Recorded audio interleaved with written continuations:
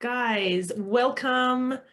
We have the beautiful Crystal from Instagram's at the Parenting Coach account. I love her work. I love everything she posts. Thank And her you. podcast. If you guys don't already know, please, I'm going to put all the links in. If Yeah. you're watching on Facebook live now, we're going to put all the links in afterwards when we jump off. And if you're watching later on YouTube, then all the links will be down below so you can check out And make sure you Crystal. listen to the episode from last week that was Stephanie on my podcast. Yes. So go check that out. Listen, but also don't listen because then you'll hear my voice and It was like good. It was so good.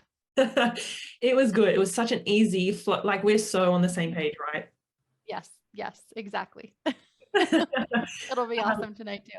yes. So I'm really excited to have you on. Thank you so much for lending part of your evening to come on Yeah. and talk to us. Yeah. I'm all the way in Canada for those of you that are in Australia. So it's like my nighttime, not my morning. Yes, yeah. So I don't want to keep you too long. We're gonna chat and Yeah. I'm gonna pick your brain a little bit. And we always say as we're like setting up the live, whatever we talk about, it's going to be really beneficial and interesting for parents Mhm. because Crystal's an amazing parent coach and a life coach. And I'm going to let you guys know a little bit about who she is and what she does if you don't already know. But please later jump over to Instagram and check out her account. It's beautiful and it's so thought-provoking and sometimes funny and sometimes heartfelt, like just everything to me. I'm like, Yo. yes, yes, yes. Thanks. I'm so glad.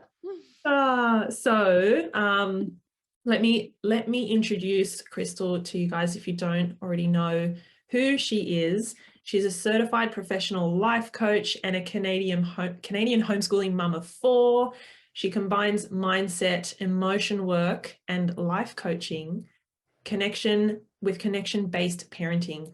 Okay, parenting principles that really help us to parent in a new way, getting rid of all the old style, outdated, yucky, stressful ways that we're going to talk about: bribes, threats, punishments, stuff that we don't want to be doing, that we don't like, and that doesn't actually work as well, right? Yeah. Yeah. So we've called this conversation in this interview "How to Parent Through Connection and Not Coercion." Um, let me ask you, Crystal, first off, why did you get into the parenting space and looking at connection parenting and the emotion? We're so on the same wavelength with emotions and Mhm. emotional intelligence. Tell us a little bit about that. Yeah, I think that like most gurus' journeys, it came out of like necessity. I have a few kids that are neurodivergent. I have a few diagnoses: high functioning autism, ADHD, anxiety, are some things so far. And it made parenting difficult. Has always been difficult ever since like literally day one, like hour one, like colicky babies to like cranky toddlers to just like not sleeping, like just kind of all the things were tough. And I had this idea in mind about what parenting would be like. And I thought it would be kind of easy. Like I babysat a lot. I actually come from a family of 8. So I thought I can handle anything. I babysat them all the time. Anyways, and then I had kids and I was like, no, this is actually way harder and way different. And yeah, anyways, I always knew that I wanted to do connection based parenting. Actually, I had been given a book, Dr. Gordon Neufeld, Hold On to Your Kids. When my oldest, who's turning 16 this week, was 2, I think, or maybe 4, anyways, young, my parents gave it to me and basically said, like, we parented you wrong. Like, here, read this book and like do something different. And which was amazing of them. They were still parenting because there's such a big spread. I was like the first one married and the first one to have kids. So my mom was actually still like parenting her little kids when I was parenting my little kids. And they totally changed their parenting approach.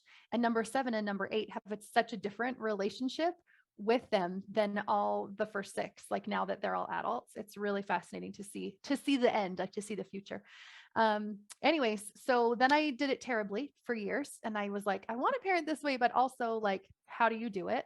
And it wasn't really until I started turning like inwards and noticing what was happening with me, because I think I thought it was like an external problem. Like I could do this parenting approach if my kids were easier, or if I only had one, or if I had more time, or if I had more sleep, or like all of the external issues happening that I thought were making it so that I couldn't parent in that way. So fast forward, very slow, long journey of like just learning some things about myself internally, starting to heal that relationship, really healing it well. And over time, noticing my son's meltdowns go from like a 10 out of 10 to like a 2 out of 10 to like a 1 out of 10 to like way less frequent. Instead of every day, it was like once a month. And these were like really meltdown material. So over the course of a year or two, this happened, and then things were going well. Was looking for my master's program in, I thought I was going to go become a therapist, and somebody invited me for an evening that a life coach was putting on, and it was all about mindset and thought work. And I was just like, oh, this is really cool. And I decided to go that route instead. And I have never regretted it. It's been amazing. And so I've just noticed as I was going through life coaching certification that these tools were all the tools that was missing in all these books that I felt like I'd been reading, where I was like, why don't they tell you to like heal yourself and how to heal yourself and what to do? And like, how is that missing there? So, anyways, that's what I help people with now. all the things I figured out in the years and years and years of parenting poorly.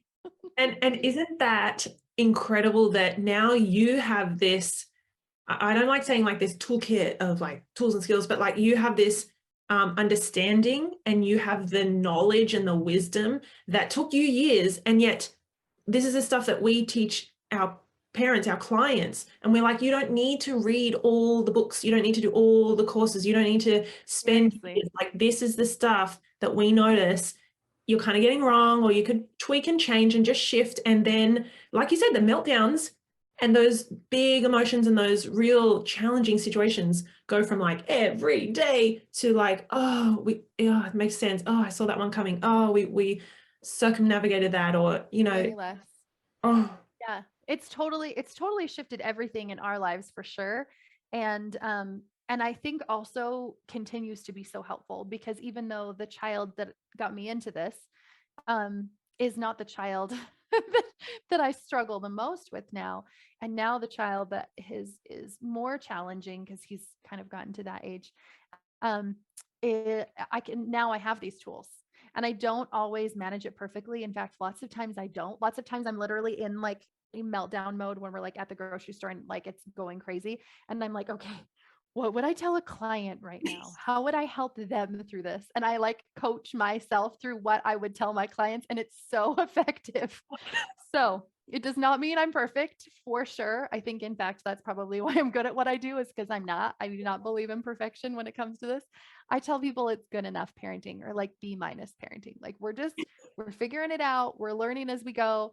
And also, it's through the mistakes and how we respond to our own mistakes and how we reconnect and apologize and take responsibility for that, we show our kids exactly how to do it too, for them not to kind of get caught in that like shame spin cycle of like, feeling so bad about themselves. So anyways, it's all good. Even mistakes, they're all awesome.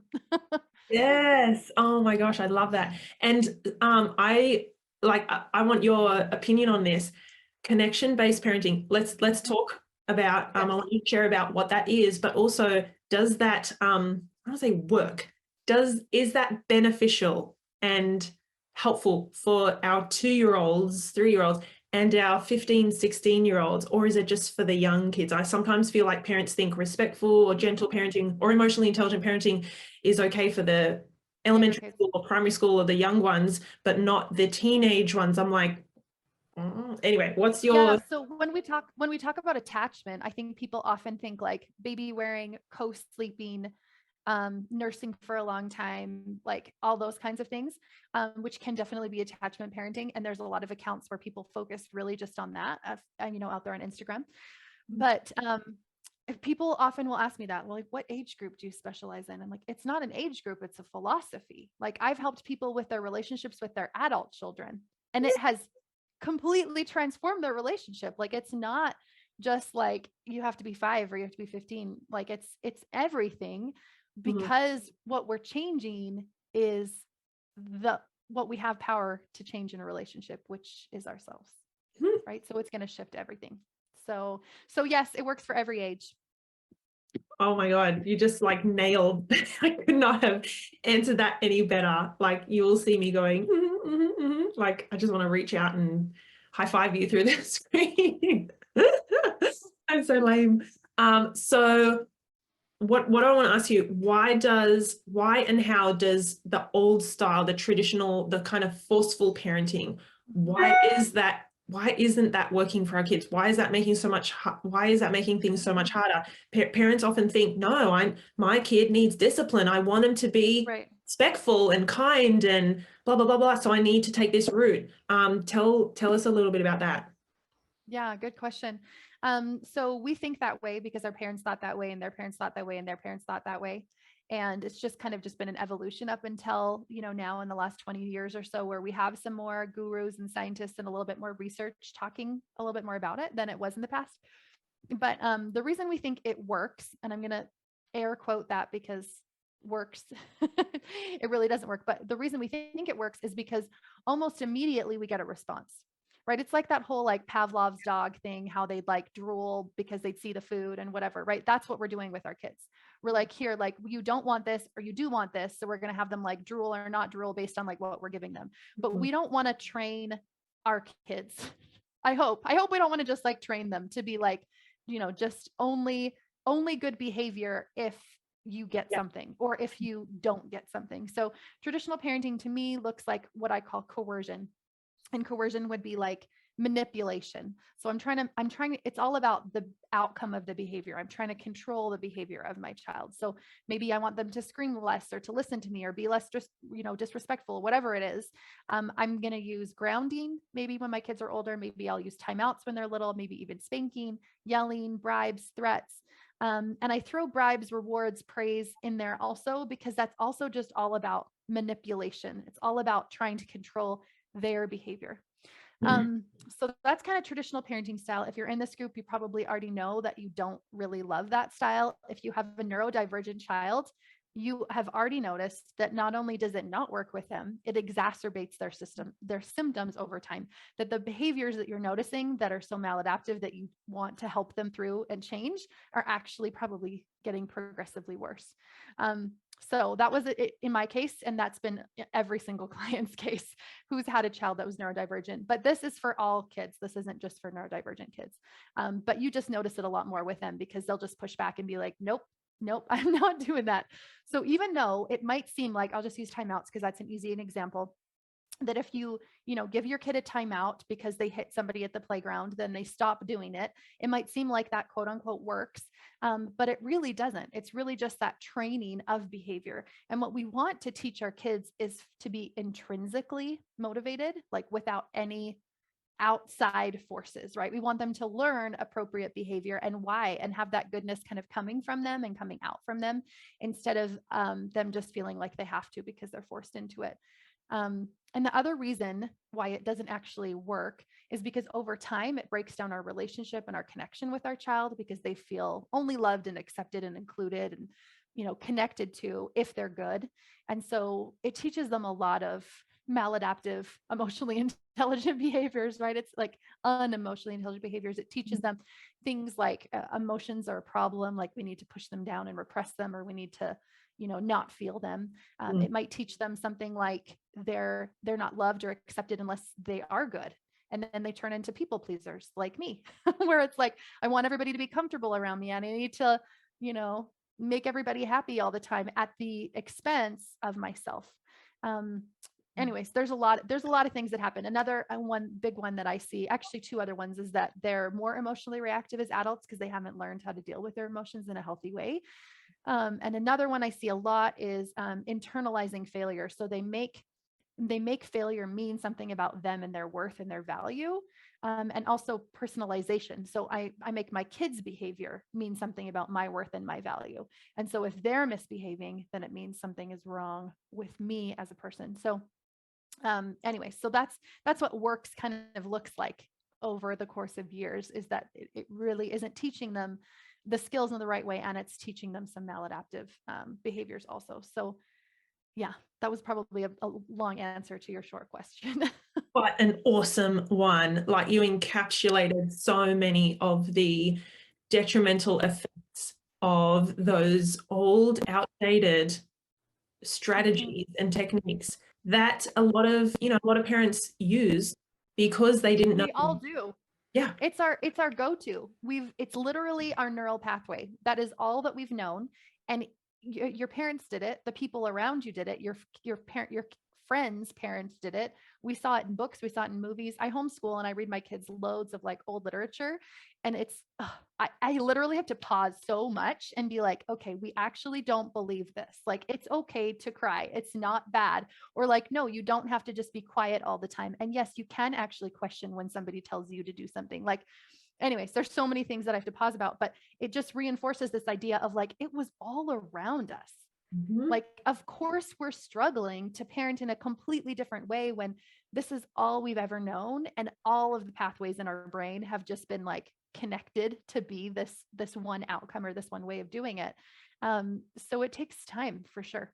Mm-hmm. Takes time. Yeah. Time and intentional effort and energy, I think. And so if we don't want to go down, if we don't want to continue those cycles, if we want to let go of the rewards, and the punishments and all the threats, and the grounding all the time out, what can we do to bring to still have that influence that we do need to have with our kids so that they listen to us when we give advice. We have the life experience and the knowledge and the problem solving and all of that cognitive capacity. How do we lend that to our kids and influence and have that connection with them if we're getting rid of all the stuff that was with us for so long? Hey, that's such a good question. I'm actually going to grab my little board here because this is one of the little diagrams that I always write for people because this is like a question that I get all the time. Yeah. So I think of it as like a continuum. And on the one side of the continuum, we have what's called permissive parenting. Mm-hmm. And oftentimes when we talk about what we do, so parenting through connection or attachment, conscious parenting, gentle parenting, respectful parenting, there's all these names going around, right? People think we mean permissive. So I'll talk about that in a minute. And what we just finished talking about was authoritarian parenting. So that would be like the more coercion type techniques. Most of our parents parented this way, but I've actually had several clients whose parents parented this way. And I always ask them where their parents kind of landed. We find ourselves ping-ponging back and forth, and I'll talk about that in a minute. But permissive parenting is actually like lack of boundaries and lack of really teaching or guidance and being more like friends with them or kind of giving in to what they want. It actually is also low relationship, low safety, low security, because our kids need a house. And by that, I mean like a house has walls, just like boundaries do, right? They need to know that. That's how they learn. That's how they grow. That's how they feel safe. And so permissive isn't any better than authoritarian.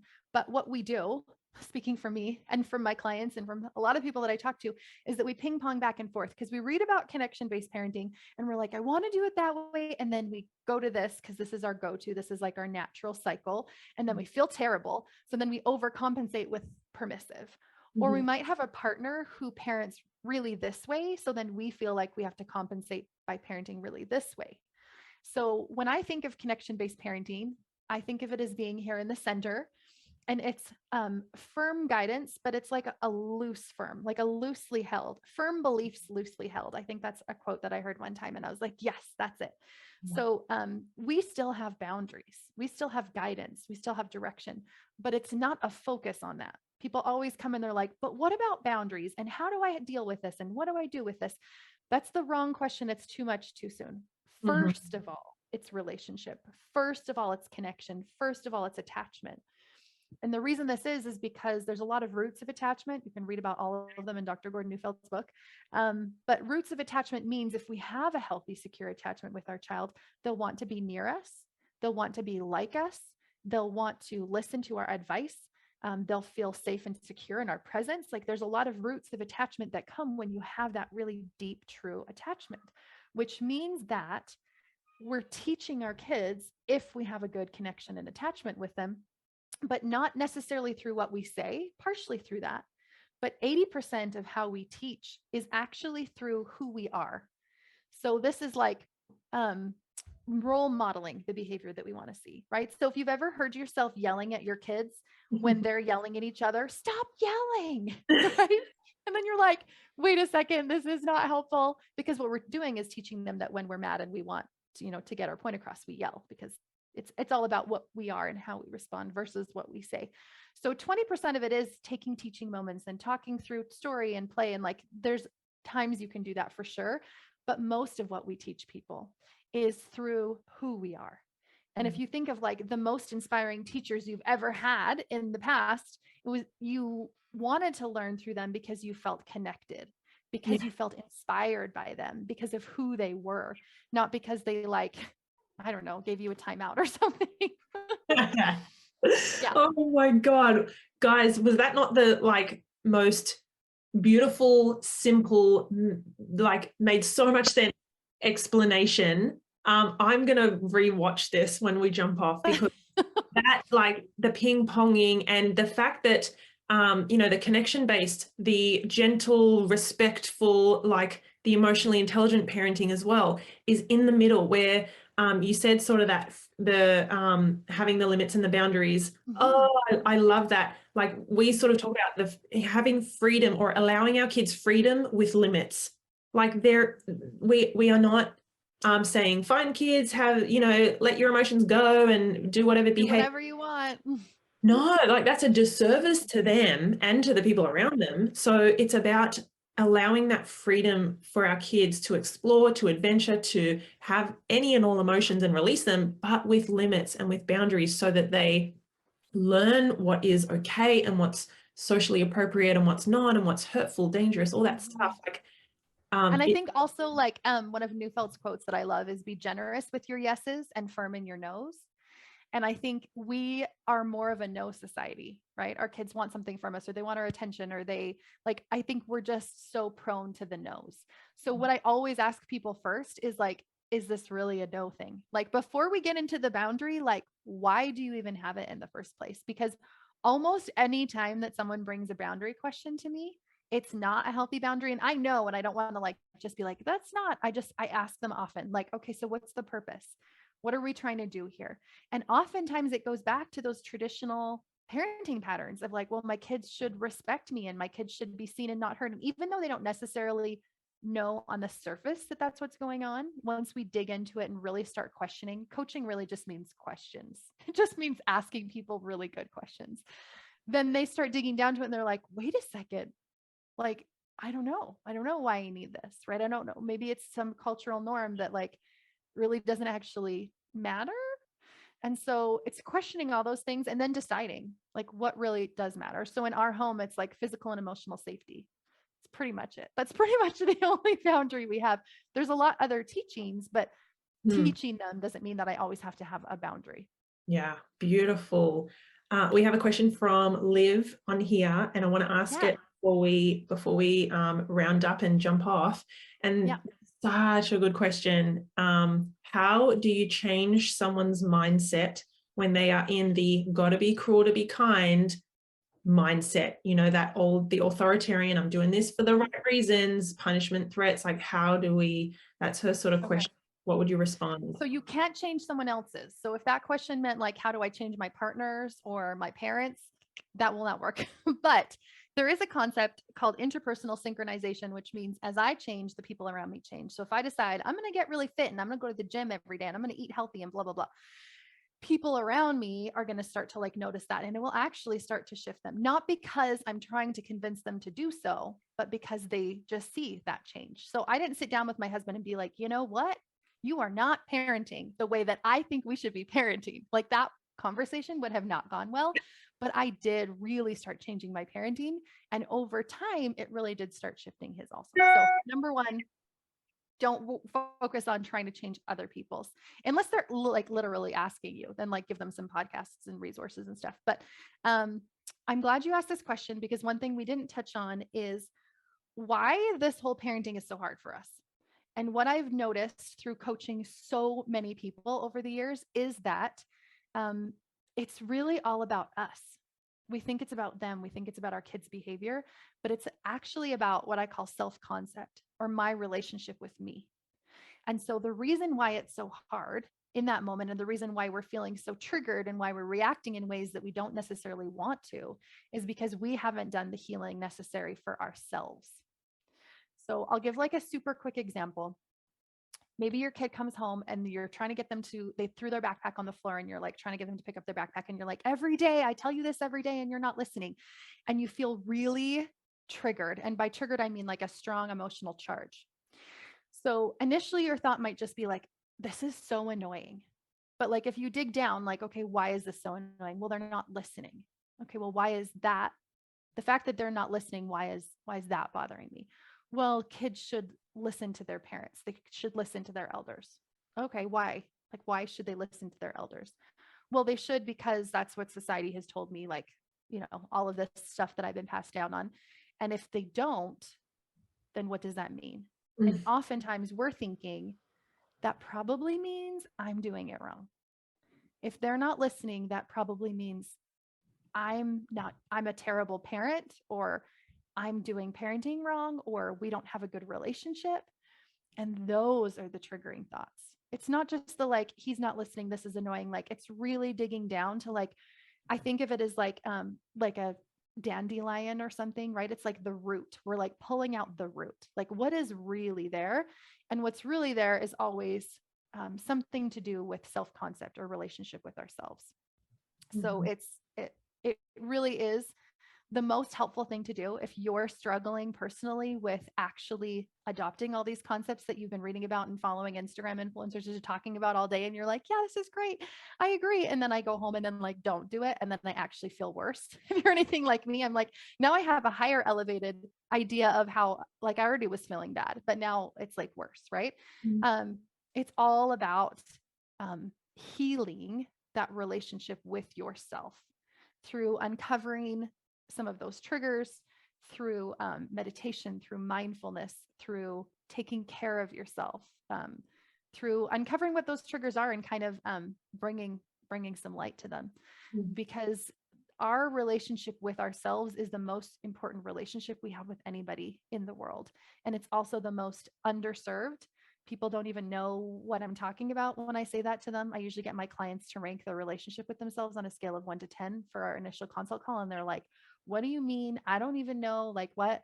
And we have to kind of dig into what that is, because we just don't even know. We don't even know that that's a thing. And not only is that not that a thing, but it's like the most important thing, and the most important thing that's keeping you stuck from parenting in the way that you want. So when people come for parenting help, I'm like, yes, we will talk about parenting in 3 months. But right now, we're going to talk about us and how we view us and how we treat us and how we feel about us and our past. And anyways, Yeah. that was probably a long answer again, but there you go. That's how I roll. Already hands down one of my favorite conversations that I have had. I don't know if everyone has noticed, but I've just been quietly listening and nodding and going, keep going, keep talking. So I feel like we could talk for another couple of hours. And Oh yeah. We and could I talk could, about this all day. We could do a day-long Facebook Live. oh, so good. I want to ask you, is there anything that you want to leave us with? Any last thought or last sort of idea or concept that you want to get Yeah. of parents? So I'm glad that last question was asked, because I do think that that's the most important thing. And that's what I focus my work on, is helping us heal our relationship with ourselves. And the number one thing that is getting us stuck from healing that relationship is shame. Shame isn't often talked about unless you're Brene Brown or a fan of hers, then you probably know all about shame. But if you don't, then you might not. But guilt is behavior based. It's like extrinsic, like I did something wrong. Shame is like internal, like because of what I did wrong, there's something wrong with me inherently. All of us have it. PS, apparently, maybe not some like sociopaths, but I don't know of any. So far, none of my clients have been. We've all experienced shame, and we experience it regularly. So what I teach now is called shame resiliency. So it's like learning kind of about the thoughts and the beliefs that I might have about myself that might be keeping me stuck and might be really painful, that are more shame-based. That is where those triggers are coming from. And healing that. And people are always like, what does healing mean? So I'll tell you quick. Healing really means bringing light to it. And light is like awareness is the first step of light, but then also self-compassion. So self-compassion and empathy is what negates the shame. And the more that we can learn to do that over and over and over again, the more that we can find love and acceptance and compassion for ourselves, it naturally flows through us to our kids. Whereas if we're feeling shame for ourselves, that naturally flows to our kids. So all of the tools, all of the ways that we were talking about with authoritarian parenting are really shame, right? We're shaming our kids. We're having them feel that shame because internally we feel that too. So in order to shift this, it's healing a relationship with yourself through that self-compassion and through that empathy, which then will naturally just like trickle down to feeling that for your kids. So the antidote to shame is self-compassion and empathy. And that's the work. If you're struggling with authoritarian parenting, if you're feeling like you're, ping-ponging back and forth, the work is you healing you through finding compassion and empathy for you. And the more that you can do that, the more you'll just bring light to your kids, and you'll notice your relationship with them change, and you'll notice their behavior change, and all the things you want right now will come, but it's the end of a journey of your own inner healing. Yeah, I feel like as parent coaches, we need to have that in buckets, that self-compassion, because we're teaching and speaking and writing about this all the time. And yet we, like you said at the start, we're human and we're not perfect. And so we have moments where we respond in a way that we wish we didn't, or we overstep or whatever. And so for us, like for all of us, this is my point, and I love that you spoke to it, is that the self-compassion that Kristen Neff calls it, the common humanity that we all, like in this situation, any parent would struggle, and so many other parents would have lost their cool and raised their voice and said or done something that they later regret. And so having that compassion for ourselves and kind of treating ourselves like we might our best friend when they've, done or said something, I think that is so, so powerful. That is generational healing. That is what it is. If we keep going on with shame, we're just passing shame down to our kids, right? We're just like, here, just have more shame. See if you can figure it out, right? The only cure for generational trauma, or whatever you want to call it, is through compassion, is through self-compassion. And I know we want to just focus on our kids and their behavior and changing them and all the things that are frustrating about them. But the only way to heal those generations is to bring compassion and light and awareness and empathy to where we are right now. And just like Kristen Neff says, it's something that we all share is common humanity. So is shame. And shame is something that we can heal, and that we can become resilient over, and I don't know if it would technically be all the way shame-free, because it might pop up in another area, but also much less strongly once you have done this work. And it's like the most important work you can do. What a beautiful sentiment to leave us with. This is the most important work we can do. And we don't even know the ripple effects in the next generations. We can guess, but thank you so much for your literal wisdom and your heart just kind of shines through. You've been there, you're doing it with your kids, you're doing it with your clients. I just want to say such a massive thank you. I really, really appreciate you sharing all this with us today. Thank you. And guys, like I said, I'm going to put all of your links and your information, the podcast, the Instagram account. Please go on over and follow Crystal. Listen to her. It's the.parenting.coach. So don't forget the dots. I don't think it'll take you there without them. So find me there. The.parenting.coach. Beautiful. I'll put them in. And, if you guys have questions after this, jump on, or even now, put them in the Facebook feed, watching later on YouTube, put them in the comments. We would love to hear them. And have a beautiful rest of your day to everyone else. And thank you so much, Crystal.